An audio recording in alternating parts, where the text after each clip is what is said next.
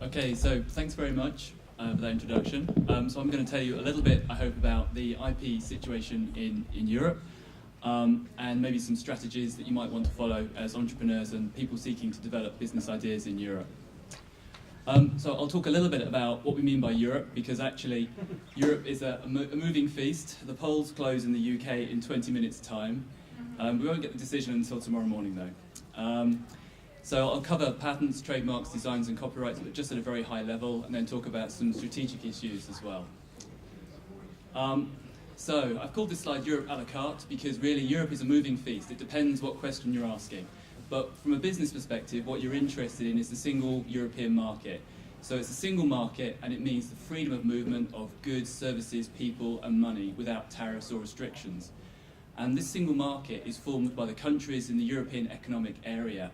And that's a wider organisation, wider grouping of countries than just the European Union. So it's the European Union member states, plus also Norway, Iceland and Liechtenstein. So it's an amazing market. There are a large number of countries in that grouping. But there are some significant exceptions, and one of those is Switzerland. It's not a member of the European Union, and it doesn't even belong to the European Economic Area. But because it's really part of Europe, it's in the heart of Europe, it has special agreements with the European Economic Area. So from that perspective, it's quite a seamless market, although maybe tomorrow the UK will no longer be part of it. So it's important to remember there are other national groupings in Europe, apart from the European Union, and one of which I'm going to speak about is the European Patent Convention, and that is the legal treaty that concerns the operation of the European Patent Office. So many of you here may have seen European patents, and they're granted by the European Patent Office, and that's governed by the law of the European Patent Convention. But also, if you travel to Europe and you do business in Europe, you may have seen the Schengen area, which is the visa-free travel area. And again, different countries belong to these different groupings. So the UK doesn't belong to Schengen, but Norway and Switzerland do. So there are different organisations in Europe, and it's just important to remember that some countries belong, some don't. So at a very high level, it's just important to remember we've got these national rights, national legislation and European rights. I've mentioned the European Patent Convention and the European Union already. Within the single European market, we have the Court of Justice of the European Union. That's our highest court that deals with European Union law. Also coming up on the horizon, perhaps next year, if the Brexit vote is for the UK to stay, for complicated reasons, I won't go into it now, but we will hopefully have the European Union, the unitary patent for Europe. So at the moment, a European patent, although it's a single application, when it grants, it doesn't become a single patent. With the unitary patent that's coming in the future, we would actually have a single patent across the European Union member states, with the exception of Spain. And again, I don't want to go into detail because it's fairly complex. And along with this unitary patent, there'll be a new court.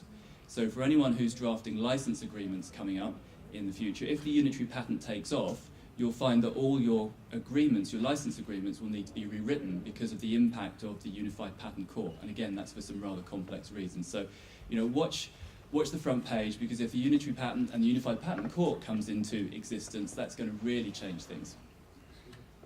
Do you roughly have a timeline for that to happen? If the UK doesn't leave the European Union, then it's expected the Unitary Patent and Unified Patent Court could come into effect sometime during 2017. That's what everyone's working to at the moment. Next summer or late? We were initially looking at January, but I think that's too optimistic. So I would say maybe towards the second half. But there'll be advance notice, because again, of some complicated reasons, there'll need to be a sunrise period for people to do certain things. And then the European Union has unitary trademarks and designs, which many of you may have encountered already. We used to call the community trademark a community trademark, but now it's called a European Union trademark. The registered design didn't change its name, so it's still a registered community design, but that's equivalent to a US design patent. And now I'm afraid we're going to go into geography. I apologise for the map, but we have to get some orientation here. So the dark green countries are the European Union member states. And you can see most of the countries there in Western, Central, Eastern Europe. Switzerland I've coloured grey. The states of the European Economic Area, the additional countries of Norway and Iceland, are in the light green, but the EU, EEA states, that's Turkey and Serbia and some of the other states in the Balkans, they're in white. But you can see here that the European Union, the single market, it covers a large number of countries. So this single European market, what is it? It's applicable for business in the states of the European Union and the European Economic Area. And as I said, it concerns the freedom of movement of goods, services, money and people without restrictions, so no tariffs on trade between the countries. And it extends to Switzerland through special bilateral agreements. There is a particular issue though here in Europe through the action of the single market, so we can have parallel imports or so-called grey goods.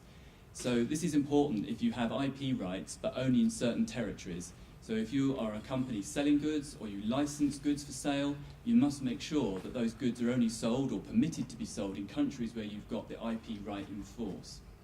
So for example, you have a patent in UK, France, Germany, and you sell goods in UK, France and Germany, that's fine. Your rights are solid, they're protected, they're not exhausted, and you can prevent any infringing goods coming into those territories.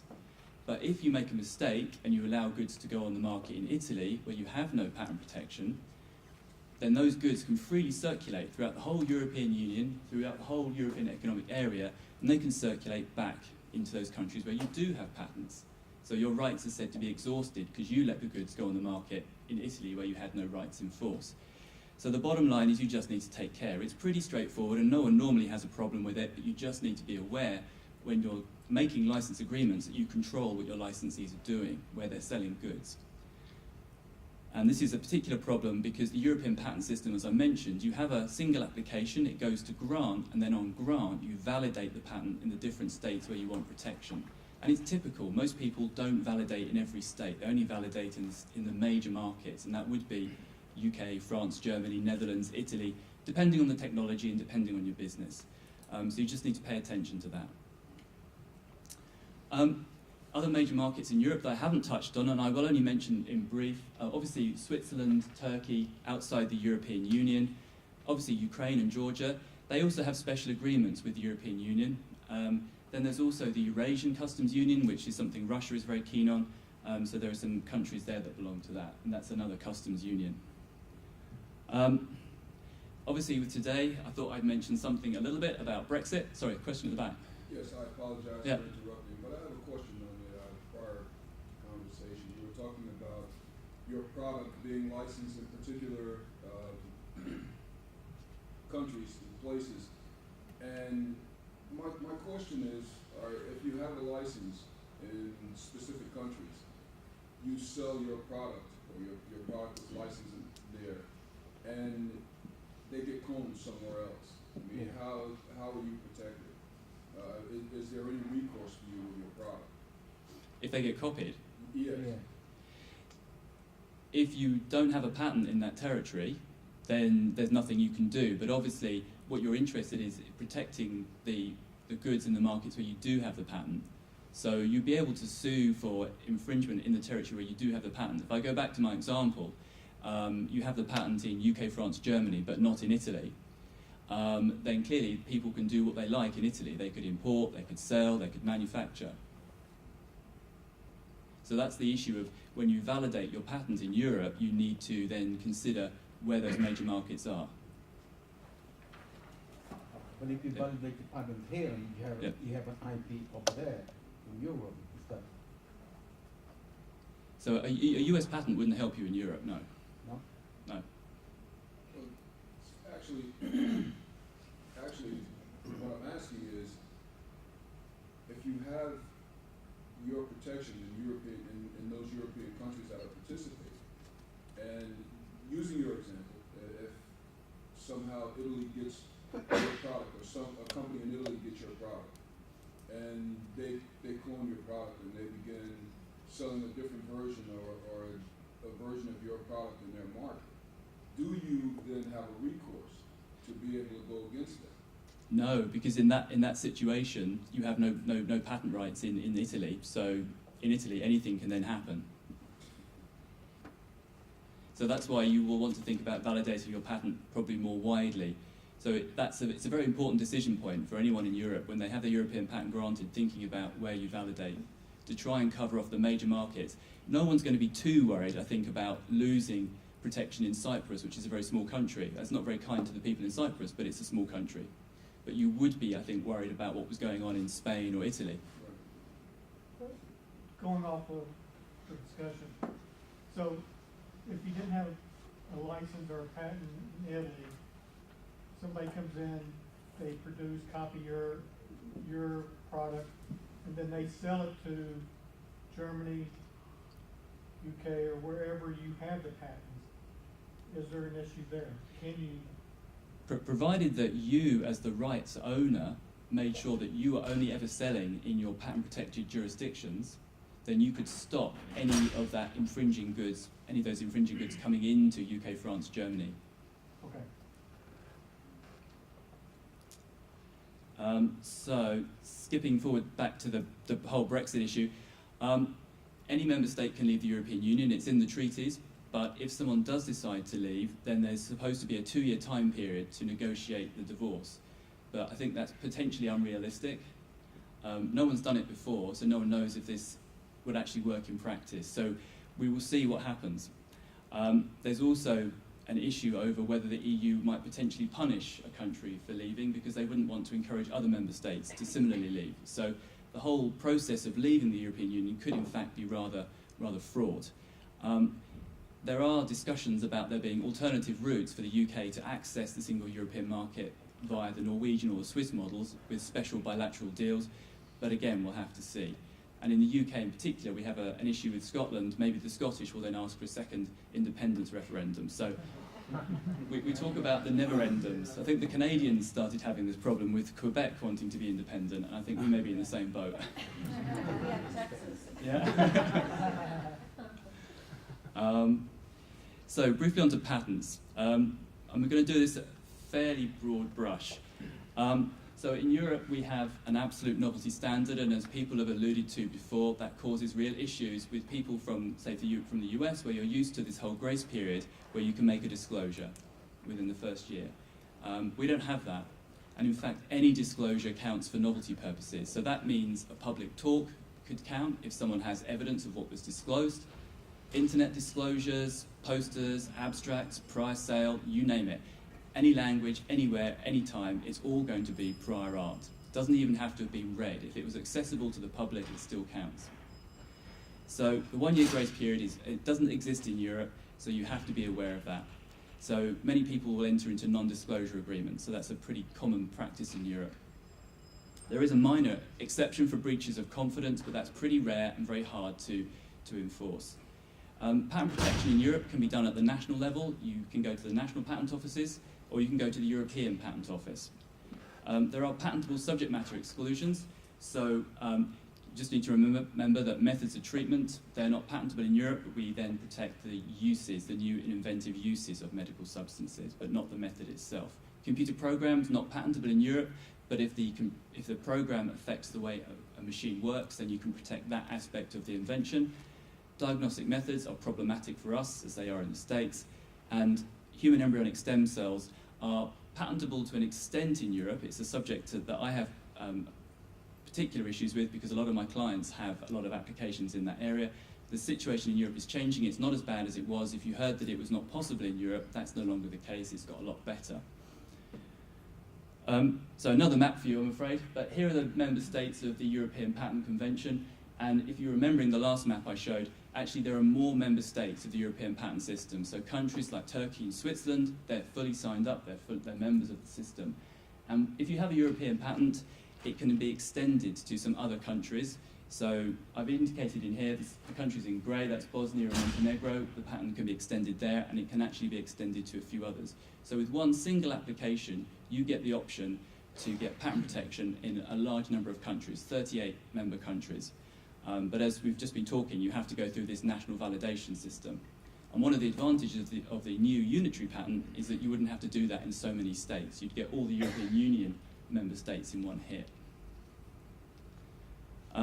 So I've just mentioned the validation point, the extension point rather, and in addition to extending to Bosnia and Montenegro, you can get extensions of the patents to Moldova and Morocco, and the UK patents or European UK patents can be extended to some other minor territories. We shouldn't forget the other Eastern European states, Russia, Belarus, Ukraine, Kosovo. They're outside all these systems, and there is in fact something else called a Eurasian patent.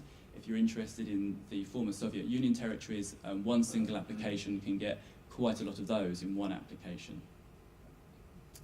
The European patent system, I think, just to make the point, it's a single application and you file in English, French or German. And so from a US perspective, you'd be filing in English. It's a very convenient process, but on grant, you have then got to go through this national validation process, remembering that litigation and enforcement is done at the national level still under the current system. There is a central opposition process in Europe, which does last for 9 months from the date of grant. You have 9 months from the date of grant to file your opposition. But after that point, the European patent is treated as a national right. Just briefly to say that there are methods for speeding up patent applications in Europe. Sometimes people have the idea that patent applications in Europe can take a long time to grant, and it's true. I've got cases still that are 18 years old, and it's just because the examiners are being slow or they're busy. But if you want to speed it up, you can do so, and it's not that expensive. Costs and times. I thought I'd just show some average costs. So average cost to file, obviously the number of pages you have, the number of claims you have, these are all going to be factors that affect the cost. But here are some indicative costs. It's fairly expensive to file, but you are getting the option to get patent protection in 38 countries. Ongoing prosecution costs shouldn't be too much. Normally we're looking at, I would say, around $3,000 a year for a couple of years. And then there's a spike on grant because you need to pay your grant costs. And then after that, you need to pay your national validation costs. National validations will be, some countries require translations, others don't. So I haven't given you any costs for national validations, but it will depend on what countries you go ahead in. But if you stick to countries in the so-called London Agreement, and that would include UK, France and Germany, they don't require any translations, nor does Switzerland, nor does Ireland, nor do a number of other countries. So there's a fairly cheap and effective way to get a patent in Europe. I put up the UK as an alternative. A UK national patent has a 4.5-year acceptance period, so it's a fairly effective way to get a patent granted fairly quickly, and the UK patent, once granted, can be used to gain patents in other countries that recognise the grant of a UK patent. So Israel, through their modified examination process, Australia will, and there are a number of others. Trademarks and designs. So in Europe we have European Union trademarks. We've renamed the community trademark as a European Union trademark. And it's a unitary right across all the European Union member states. There are also national trademark rights. We changed the names in 2016 for reasons that I won't go into, but here are all the new names for you. One thing that's very important to remember, the European trademark does not include the non-EU member states. So an EU trademark does not include Switzerland, does not include Turkey. So it's very different to the patent system. So you have to be thinking about, where do I need protection? What system do I need to be using? And of course, it doesn't include the non-EU states such as Russia and Ukraine and all of those. Some indicative costs. So if you're interested in how much these things cost, the European Union trademark is pretty cost effective. If you're trying to get trademark protection across the entire European Union, it doesn't cost too much. Obviously, the more classes you file in and you apply in different classes, if you have different goods and different services, the costs do go up, but it's still pretty cost effective. Before I talk about designs and designs rights, I just want to briefly mention copyright. So in Europe, the European Union and the member states are all members of the Berne Convention, so they recognise copyright established in the US, but we have no registration system. So there's no ability to register your copyright in Europe. The only way it's tested is in court, but if you do have a copyright work, the way you assert your right is at least to put the date of creation on the work, and the C in a circle is a good way of asserting that you believe it's a copyright work, but as I said, it's only ever then tested in court. But we do recognise copyrights established in other countries. On designs and design right, registered designs are our equivalent of your design patent, and they are applied for either at the European Union level or again at national level. We belong to the Hague system, so again it's a fairly simplistic way of getting a registered design. Unregistered community design is a bit like an industrial copyright. It's a very short-term, short-lived protection, but it's very effective. You don't apply for it. It's like copyright. It just exists through the act of creation. And there's also national unregistered design right also. So for anyone making articles or goods that have a certain design or design pattern, this is something that you can rely on where copyright might not be of use to you. I think I've probably mentioned these already, so basically remember which countries belong, which don't belong to the European Union. And then costs, it's pretty cheap.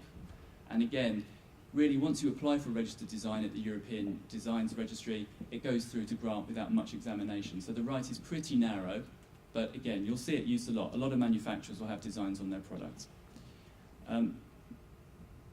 If you're launching a product in Europe, I just thought I'd briefly cover some of the things that you should think about. You do need to look at freedom to operate issues, but when you're doing that, don't forget you need to be looking at the European level and also the national level. You need to be searching at both, because there'll be rights in the countries of interest you're going ahead in. Obviously, if you're not launching your product in every state, you don't need to search in every single state.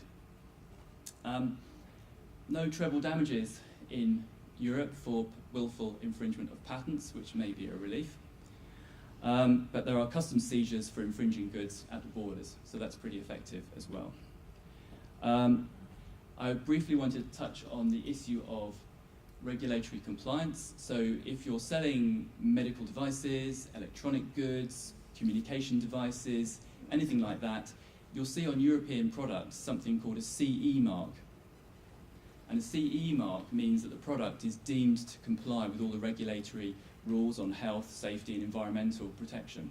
The way the system works is that in each country there's something called a conformity assessment body, and these are public bodies. They're not necessarily controlled by the government, but they are licensed to issue CE marks. And once you have your CE mark, you can affix that to the product, and it means then that you're asserting that it complies with all the relevant rules, and that's often needed for you to be able to sell your product within the European market.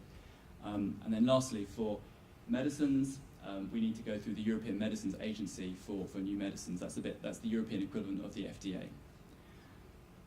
And that, at a pretty canter, is my presentation. Wow.